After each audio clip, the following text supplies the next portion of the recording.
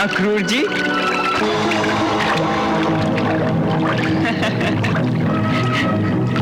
आप यहाँ क्या कर रहे हैं?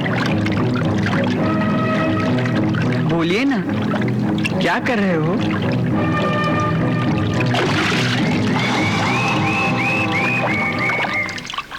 काका, क्या बात है?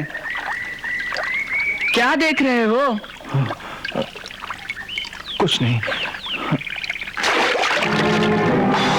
काका, आपने हमारी बात का उत्तर नहीं दिया। आप इस स्थान पर क्या करने आए हो? बोलिए ना काका, कुछ तो उत्तर दीजिए।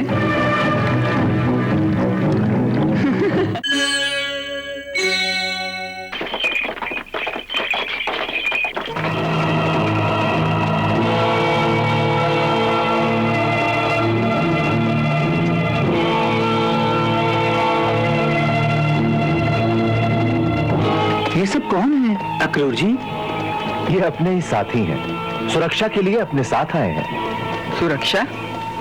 किससे? कंस के सैनिकों से।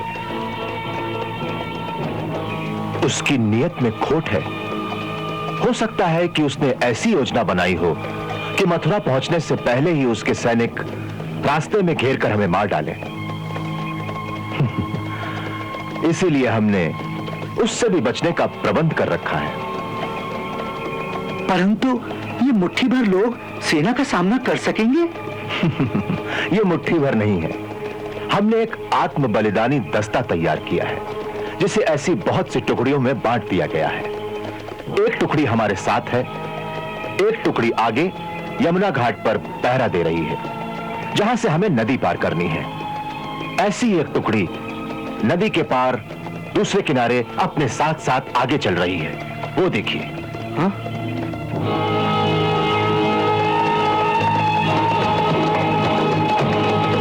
वो किस लिए? ताकि यदि हम पर कहीं रास्ते में ही हमला हो जाए तो हम वहीं से आप दोनों को नदी पार भेज देंगे और वो लोग वहां आपकी सहायता के लिए उपस्थित होंगे। नदी पार क्या तैर के करेंगे? फिर तो हम अभी से कपड़े उतार कर लंगोट बांध लें। नहीं नहीं नहीं, उसकी आवश्यकता नहीं है। रास्ते में जगह जगह एक एक नाव छुपा कर रखी हुई है। वो देखिए।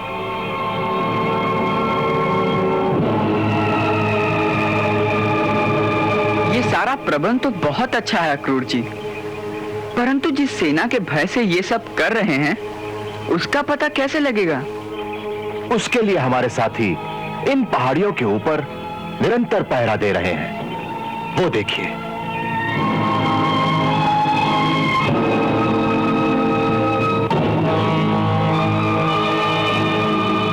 इन पहाड़ियों के उस ओर कंस के सैनिक हैं। हमारे साथी उनकी गतिविधियों पर नजर रखे हुए हैं। कोई खतरे की बात देखेंगे तो उनके हाथ में जो पताका है उसका रंग बदल जाएगा। वाह काका, क्या तैयारी की है आपने? मान गए हम आपकी सुरक्षा प्रणाली को। आप सचमुच यादवों के प्रमुख सेनापति होने के योग्य हैं। आपकी तो जितनी प्रशंसा की जाए कम ही होगी।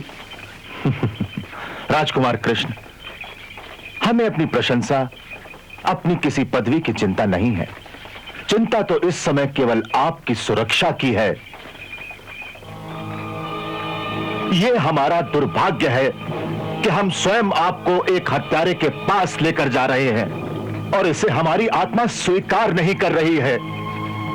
तो फिर आप क्या करेंगे? इसी धर्म संकट का निर्णय करना है कि क्या करें। एक ओर स्वामी की आज्ञा है तो दूसरी ओर हमारे साथियों का एक ही आग्रह है कि मथुरा में प्रवेश करने से पहले ही आपको भगाकर राज्य के बाहर किसी सुरक्षित स्थान पर ले जाएं। तो आपने कोई निर्णय लिया? नहीं, इसी धर्म संकट में फंसा हुआ हूं। वो भी धर्म है, ये भी धर्म है।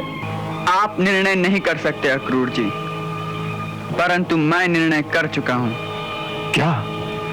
अक्रूर जी, इस समय आपके सामने दो विरोधी कर्तव्य हैं, परंतु मेरे सामने तो एक ही कर्तव्य है। आप एक राजनीतिज्ञ का धर्म निभा रहे हैं परंतु मैं केवल एक पुत्र का कर्तव्य देख रहा हूं। एक पुत्र होने के नाते मेरा केवल एक ही धर्म है कि मैं अपने पिता के दिए हुए वचन को छूटा ना होने दूं। मेरे पिताश्री ने कंस को जो वचन दिया है उसका मुझे पालन करना होगा। यही एक पुत्र का धर्म है।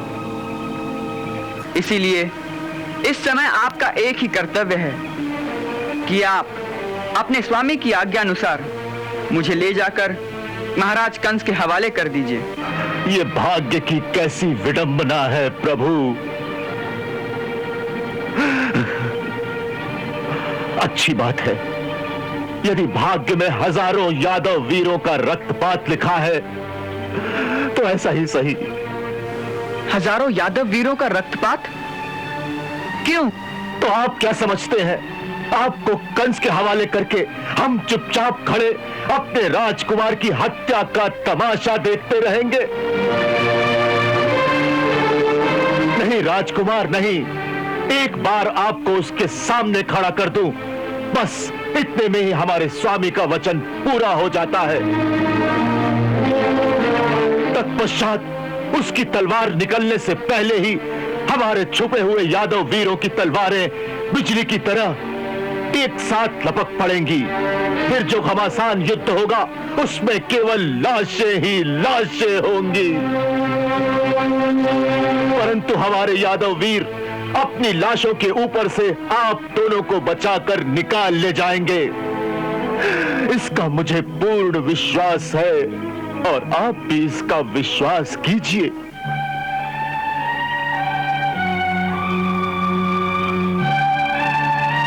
अक्रूर जी, मुझे तो आपकी वीरता पर पूर्ण विश्वास है, आपकी राजभक्ति पर भी विश्वास है,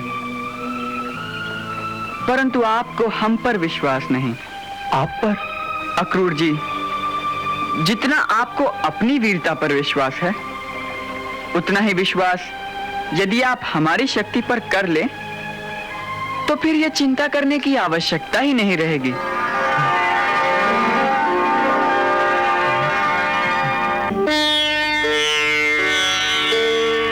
राजकुमार कृष्ण, यही बात मुझे महामुनि गर्ग ने भी एक बार कही थी, परंतु हम कर्मयोगी हैं, अंधविश्वासी नहीं। हमारा जो कर्तव्य है उसी का पालन करना हमारा धर्म है, वही हमें करने दीजिए। इसी में हमारी सहायता कीजिए प्रभु, सहायता कीजिए। बड़ी सुंदर बात कही आपने अक्रूर जी। अच्छा, आप वही कीजिए जिसे आपकी आत्मा स्वीकार करे। हम वचन देते हैं कि आप जो कहेंगे हम वही करेंगे। नहीं नहीं नहीं, आप हमारे स्वामी हैं, ये क्या कह रहे हैं आप? अपने कर्मयोगी काका को प्रणाम कर रहा हूं अक्रूर जी।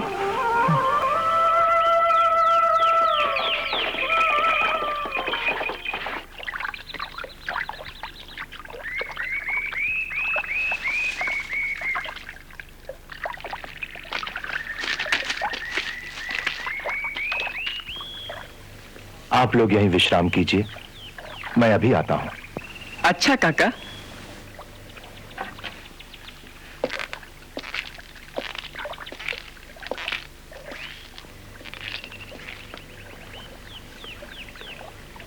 क्या सोचना है? हमारी चौथी टुकड़ी के घुड़सवार अभी यमुना पार की चौकी पर नहीं पहुंचे। पहुंच चुके होंगे, केवल प्रकट नहीं हुए। अर्थात?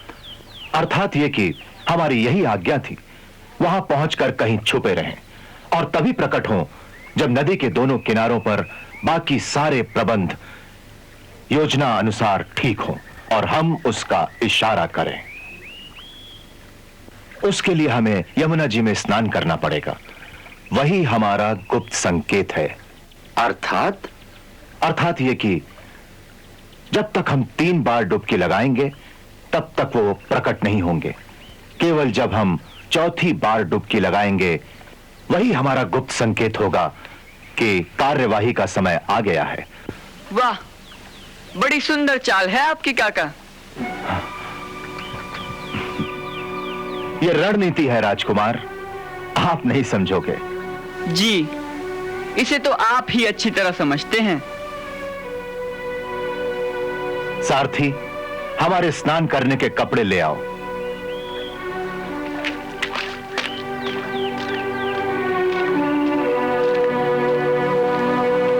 अक्रूर जी ने तो बड़ी लंबी चौड़ी योजना बना रखी है दाऊ भैया। हाँ, मुझे तो इन पर दया आ रही है। बेचारे बहुत थक जाएंगे। अच्छा है, थकने दो। अहंकार में तो यही होता है। नहीं नहीं नहीं, ये आपके परम भक्त हैं। इन पर दया कीजिए। अब इनका उद्धार कर दीजिए। जैसी आपकी आज्ञा।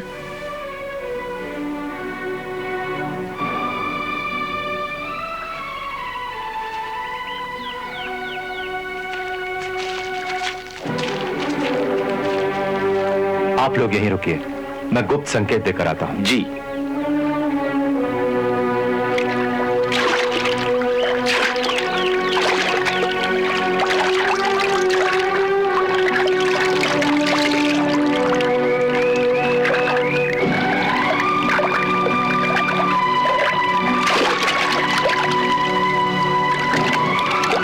अक्रूर जी,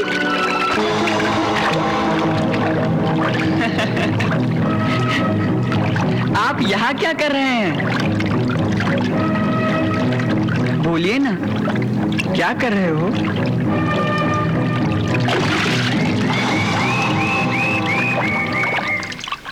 काका, क्या बात है? क्या देख रहे हो? कुछ नहीं। काका, आपने हमारी बात का उत्तर नहीं दिया। आप इस स्थान पर क्या करने आए हो? बोलिए ना काका, कुछ तो उत्तर दीजिए।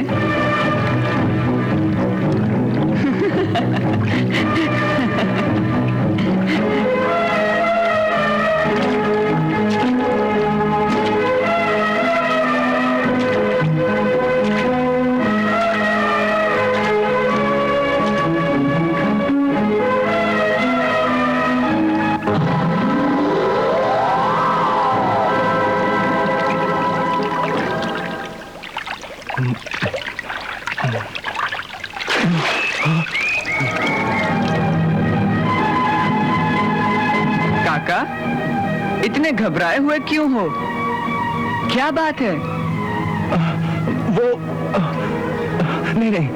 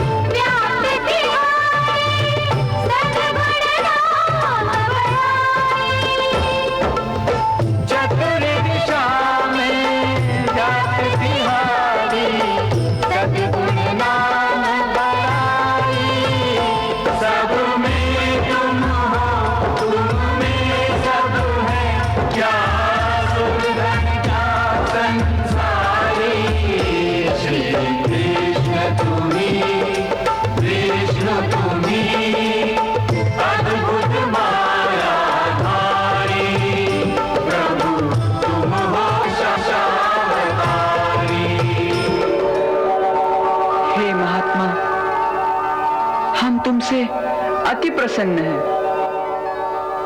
बहुत काल से हमारी सुरक्षा की चिंता के कारण तुम्हारे हृदय में केवल हमारा ही ध्यान था, हमारा ही चिंतन था। यह अवस्था बड़े बड़े योगियों को भी सहज में प्राप्त नहीं होती कि उनके हृदय में प्रति क्षण केवल हमारा ही अखंड ध्यान रहे। यह अवस्था तुम्हें अपने पूर्व जन्मों की तपस्या और गुरु कृपा से प्राप्त हुई है, जिसके फलस्वरूप आज तुम्हें हमारे वो दुर्लभ दर्शन प्राप्त हुए हैं जो कोटि कोटि युगों में किसी विरले जीव को ही प्राप्त होते हैं। तुम्हारी अटल राजभक्ति के फलस्वरूप आज हम तुम्हें अपनी सहज भक्ति प्रदान करते हैं। तुम्हारी कर्तव्य निष्ठा के कारण अपने कर्म पथ पर डटे रहने का तुम्हारा अहंकार क्योंकि निस्वार्थ था, इसीलिए वो अहंकार तुम्हारा दोष नहीं माना जाएगा। हम तुम्हें तुम्हारे उस निस्वार्थ अहंकार के बदले भगवत परायण होने की भावना प्रदान करते हैं। आज महामुनि गर्ग का वचन सार्थक हो गया। आज से तुम्हारा मन सदा के लिए केवल हमारे चरण कमलों का ही अनुरागी रहेगा। उसमें कभी कोई विकार नहीं आएगा। तुम एक सच्चे कर्म योगी की भांति संसार के समस्त कर्म करते रहोगे, परंतु वो सारे कर्म भगवत पूजा के समान ही मोक्षदायक होंगे। तथास्तु।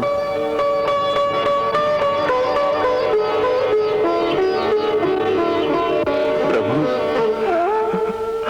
आपकी असीम कृपा से आज मैं कृत्य हो गया प्रभु, कृत्य हो गया।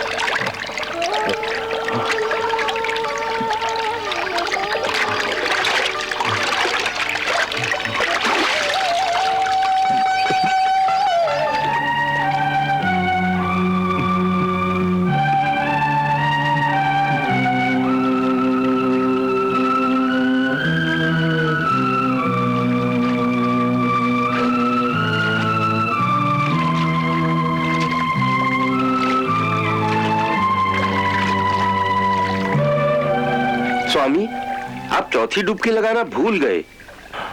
अब चौथी डुबकी की आवश्यकता नहीं रही। परंतु कुछ नहीं, सारे काम ठीक हो गए सारे काम। सुनो, सब साथियों से कह दो कि अब चिंता करने की कोई बात नहीं। जो सबकी रक्षा करता है, उसकी रक्षा के लिए हमें चिंता करने की आवश्यकता नहीं। प्रभु, हमें चिंता नहीं करनी चाहिए, हमें चिंता नहीं करनी चाहिए।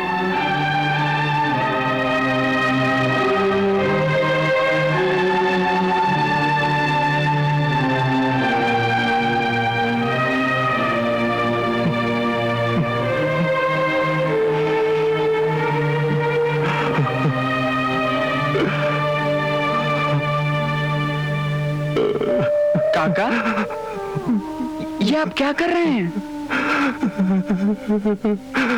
मैं अब तक आपको नहीं पहचान सका, मुझे क्षमा कर दो।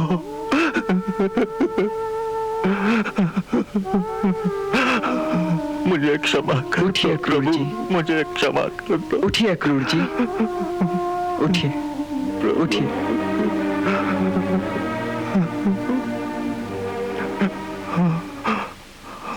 अक्रूर जी, हम तो केवल आपकी चिंता दूर कर रहे थे। इस यज्ञ के आध्यात्मिक, आधिदैविक और उत्कट आदि भौतिक, इन 3 प्रकार के उत्पातों का खंडन होता है।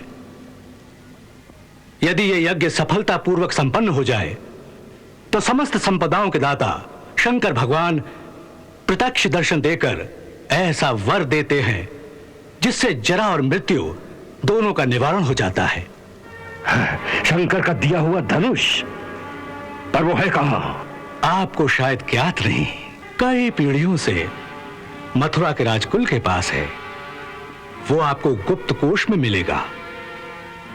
राजन, ऐसे 2 ही धनुष थे, एक त्रेता में राम के द्वारा तोड़ा गया और एक मथुरा के राजकुल के पास है। यदि उस धनुष की पूजा निर्विघ्न कर सके तो आपका कभी अनिष्ट नहीं होगा।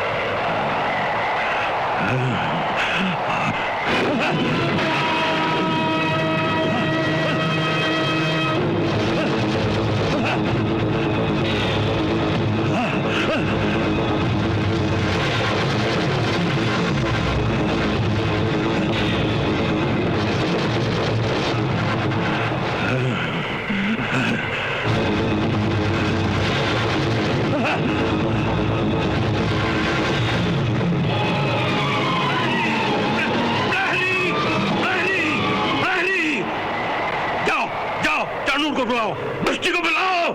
कल प्रातः दरबार में हमारे समस्त सेना नायक उपस्थित हो। जाओ जाओ जाओ जाओ। हाँ।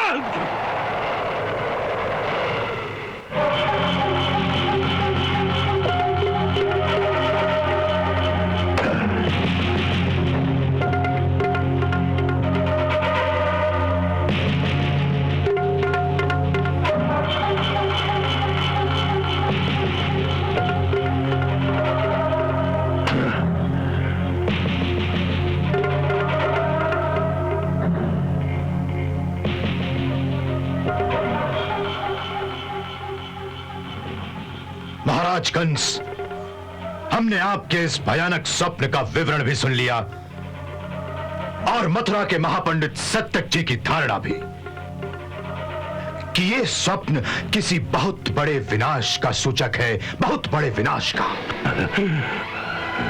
इन दोनों ही बातों से ना तो हम भयभीत हुए और ना ही हम चिंतित हुए,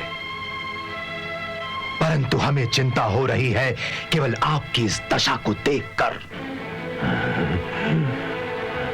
वो परमवीर कंस जो आज तक तीनों लोकों में अपनी विजय दुंदुभी को बजाता आया है, जिसकी एक गर्जना से देवताओं तक के हृदय कांप उठते हैं, वही शेर की तरह दहाड़ने वाला कंस आज हमें पहली बार स्वयं डरा हुआ दिखाई दे रहा है मित्र, स्वयं डरा हुआ।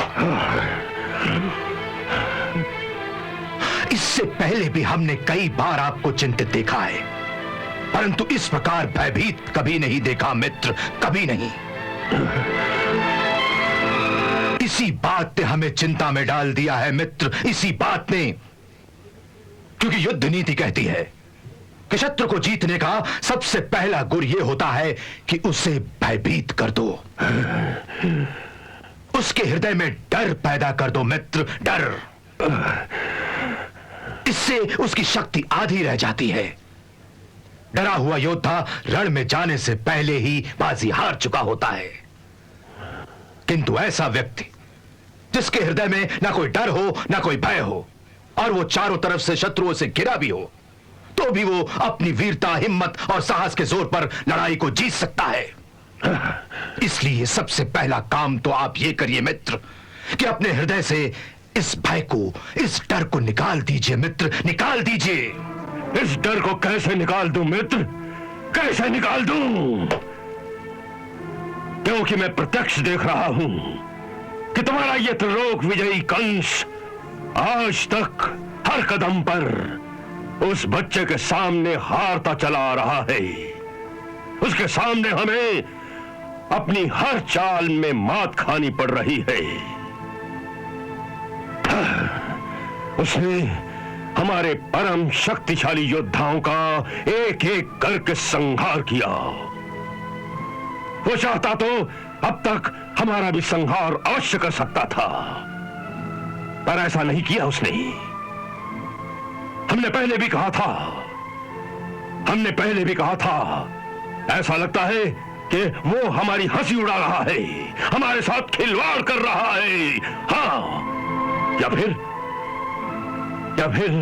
हमारा एक एक अंग काट काट कर हमें तड़पा तड़पा कर मारना चाहता है। हाँ, ये ऐसा ही खेल है जैसे एक शेर किसी हिरन को मारने से पहले उसे थोड़ा थोड़ा भागने दे, फिर उसकी एक टांग काट खाए और उसे थोड़ा और भागने दे, फिर उसकी दूसरी टांग काट खाए, फिर भागने दे, फिर उसकी गर्दन जख्मी कर दे, फिर उसकी कमर तोड़ दे,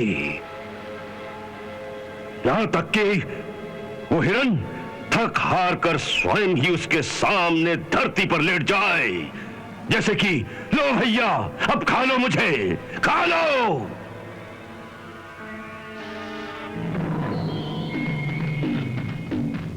यदि ये बालक भी हमारे साथ ऐसी ही खिलवाड़ कर रहा है तो फिर इस प्रकार तिल तिल करके मरने से तो अच्छा है कि मैं एक बालक के हाथों मारे जाने की निंदा से बचने के लिए स्वयं ही आत्महत्या कर लूं। आत्महत्या कायरों का काम है मित्र, कंस जैसे वीरों का नहीं है।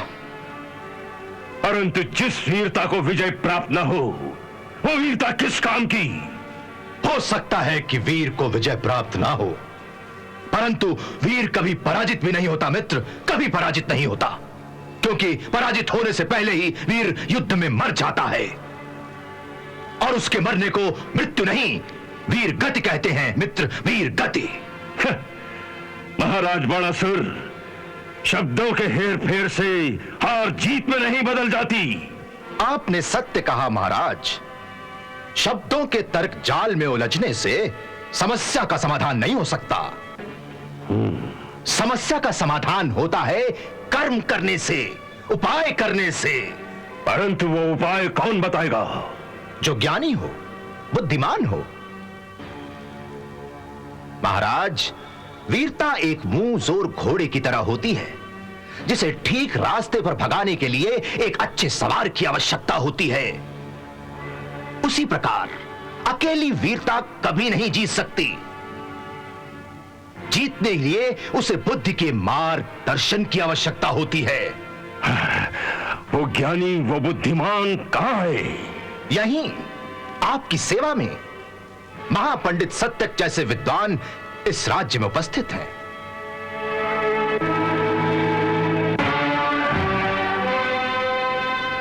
ये बुद्धिमान पुरोहित स्वयं दैत्यों के गुरु महान शुक्राचार्य जी के प्रिय शिष्य हैं। इनके ज्ञान, इनकी विद्या का उपयोग करना चाहिए हमें। इसीलिए आज मैंने इन्हें यहां इस सभा में बुलाया है। हां महाराज, इन्हें यदि सपनों के शुभ अशुभ फल की जानकारी है तो ये भी जानते होंगे कि किसी विपत्ति की सूचना यदि किसी स्वप्न के माध्यम से मिली है तो उसके निवारण का उपाय क्या हो सकता है। हे महापंडित सत्यक जी, क्या आपके पास कोई ऐसा उपाय है, कोई ऐसी विद्या है जिसके द्वारा उस आने वाली विपत्ति का निवारण हो सके, जिसका संकेत मेरे दुस्वप्न में मिलता है? अवश्य राजन, अवश्य। परम गुरु शुक्राचार्य के शिष्य के रहते आपको किसी बात की चिंता नहीं होनी चाहिए। दैत्यों के हित की रक्षा करना मेरे गुरु का आदेश है और आप दैत्य शिरोमणि हैं, इसलिए आपके हित की रक्षा करना मेरा कर्तव्य है।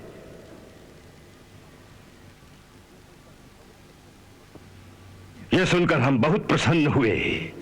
कहिए, क्या उपाय है आपके पास? इस परिस्थिति में गुरुदेव ने केवल एक ही उपाय बताया है। क्या? राजन, आप महेश्वर का यज्ञ करो जो समस्त अरिष्टों का नाश करने वाला है। इस महेश्वर याग का नाम है धनुर्यज्ञ। भगवान भूतनाथ के दिए हुए धनुष की पूजा द्वारा यह यज्ञ संपन्न होता है, जो दुस्वप्नों का विनाश तथा शत्रु भय का निवारण करता है। इस यज्ञ के आध्यात्मिक, आधिदैविक और उत्कट आदि भौतिक, इन 3 प्रकार के उत्पातों का खंडन होता है। यदि यह यज्ञ सफलतापूर्वक संपन्न हो जाए तो समस्त संपदाओं के दाता शंकर भगवान प्रत्यक्ष दर्शन देकर ऐसा वर देते हैं जिससे जरा और मृत्यु दोनों का निवारण हो जाता है। शंकर का दिया हुआ धनुष, पर वो है कहां? आपको शायद ज्ञात नहीं, अथवा महाराज उग्रसेन ने नहीं बताया होगा कि वो धनुष कई पीढ़ियों से मथुरा के राजकुल के पास है। वो आपको गुप्त कोश में मिलेगा। पूर्व काल में वो महान पाशुपत धनुष नंदीश्वर को स्वयं पशुपतिनाथ से प्राप्त हुआ था। फिर उन्होंने एक समय पुष्कर तीर्थ में वो धनुष परशुराम जी को प्रदान किया था। कृपा निधान परशुराम जी ने उसे इस राजकुल के पूर्वजों को दिया था।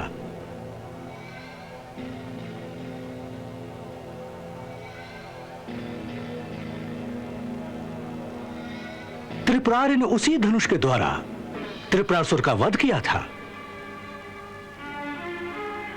राजन, ऐसे 2 ही धनुष थे। एक त्रेता में राम के द्वारा तोड़ा गया और एक मथुरा के राजकुल के पास है। यदि उस धनुष की पूजा निर्विघ्न कर सके तो आपका कभी अनिष्ट नहीं होगा। इस यदि शब्द का प्रयोग क्यों कर रहे हैं आप? क्या उसकी पूजा निर्विघ्न होने में आपको कोई शंका है? नहीं महाराज, क्योंकि यह धनुष इतना कठोर है कि महाबली शेषनाग, सूर्य और कार्तिकेय भी नहीं झुका सकते। फिर भी क्या? गुरुदेव ने कहा था कि यदि यज्ञ के बीच में यह धनुष टूट जाएगा तो यजमान का नाश हो जाएगा।